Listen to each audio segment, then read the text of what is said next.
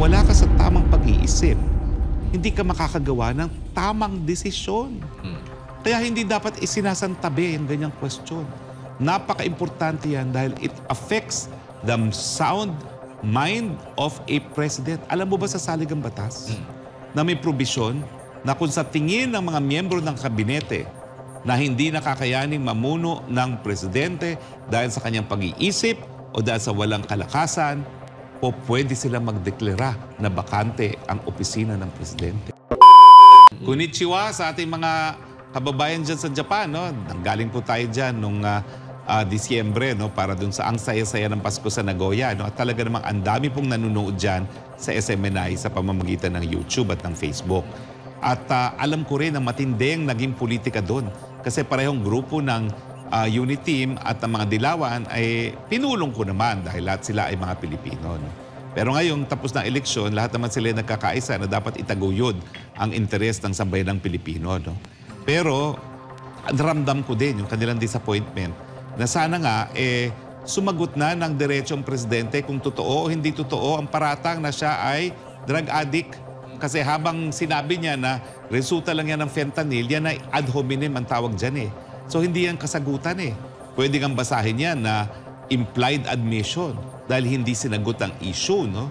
So mas mabuti pa po, harapin na natin at tingin ko pinakamabuti, tanggapin na yung hamon na sabay sila magpa-drug test ng malaman kung talagang may epekto pa yung mga droga na di umano ay kinukuha nila pareho. Pero in fairness, iba kasi yung fentanyl eh. Sinabi naman ni Presidente, una, hindi niya sinikreto yan. Pangalawa, yan ay prescribed ng doktor. At pangatlo, legal pa rin. Pero yung tanong ngayon ni Presidente sa kanyang press briefing sa Davao na legal nga ang fentanyl, ang cocaine na hindi, sino nag-prescribe sa kanya o sino ang supplier niya. No? Dapat po, ibigay ang kasagutan. Kasi nga po, bagong karapatan, yung karapatan ng taong bayan sa impormasyon na makakaapekto sa kanilang pang-araw-araw ng buhay. O sige, sabihin natin kung anong epekto ng cocaine. Bangag. Mr. President, nako, tinataboy na naman ang ating mga mangingisda sa ayungin. Ay, nako, girahin ng China. Ano na yan? Mr. President, bangag. Ang mga Amerikano gustong gamitin ang ating base militar dahil nga doon sa Taiwan. Ay, sige, ibigay! Mr. President, ano na? Ito ang pinaka-delikado. Problema ng mga Duterte. Aresto na natin, pakulong na natin silang dalawang mag-ama sa dahig. O sige! Kasi nga, wala sa isipan. Hindi ko alam kung yan nga ang nangyari, kaya nagkaroon ng ganyang mga desisyon. Pero posible. Kasi pag wala ka sa tamang pag-iisip, hindi ka makakagawa ng tamang desisyon. Kaya hindi dapat isinasantabi yung ganyang question. Napaka-importante yan dahil it affects the sound mind of a president. Alam mo ba sa saligang batas na may probisyon na kung sa tingin ng mga miyembro ng kabinete na hindi nakakayaning mamuno ng presidente dahil sa kanyang pag-iisip o dahil sa walang kalakasan, o pwede sila magdeklara na bakante ang opisina ng presidente.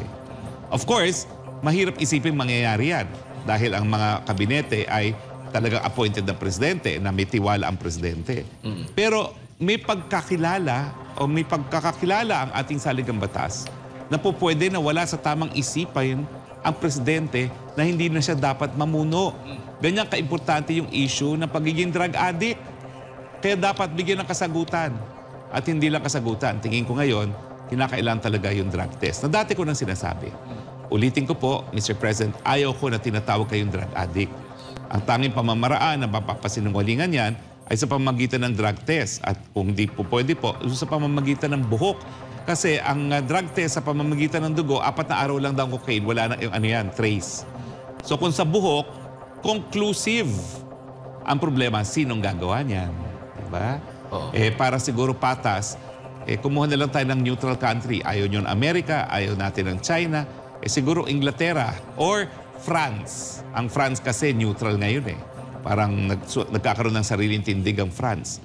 Di mga French authorities ang hayaan nating magawa ng blood test sa pamamagitan ng buhok sa kaparehong pagkatao ni Presidente Duterte at ni Presidente Marcos. Para patas. Pero karapatan na po yan ng taong bayan.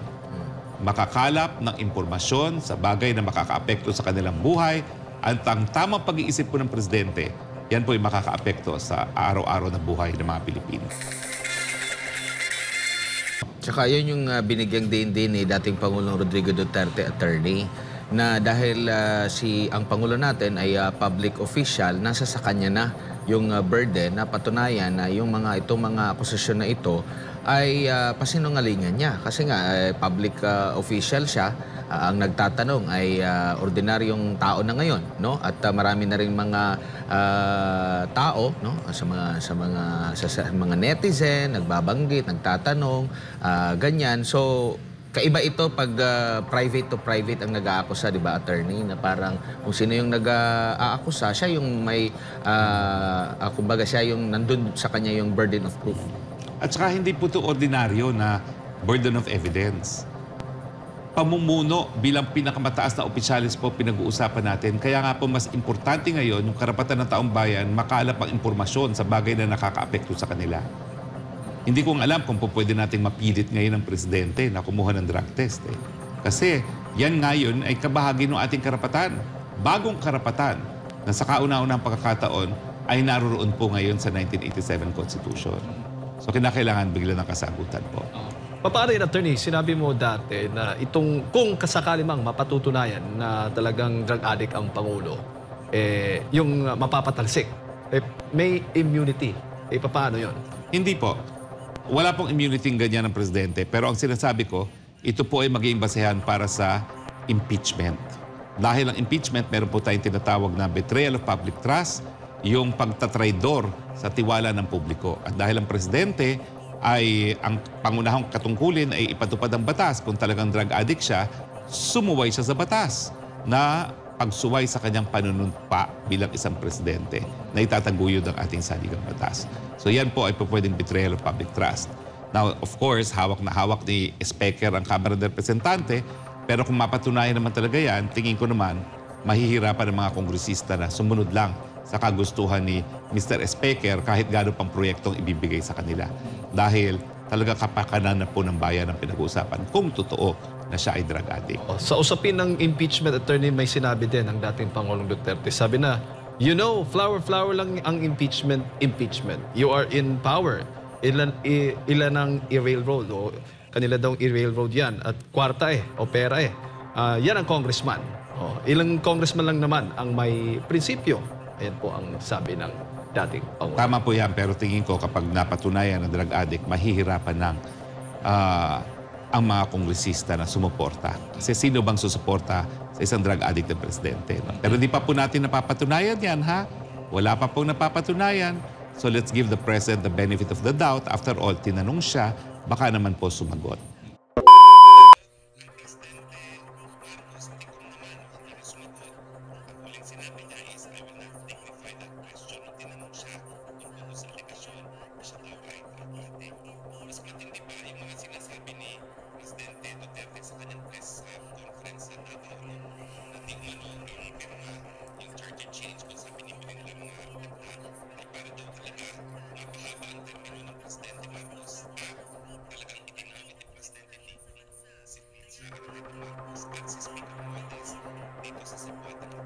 Matibay, dalawang matibay, dalawang Duterte ang pinag-uusapan. Dating presidente.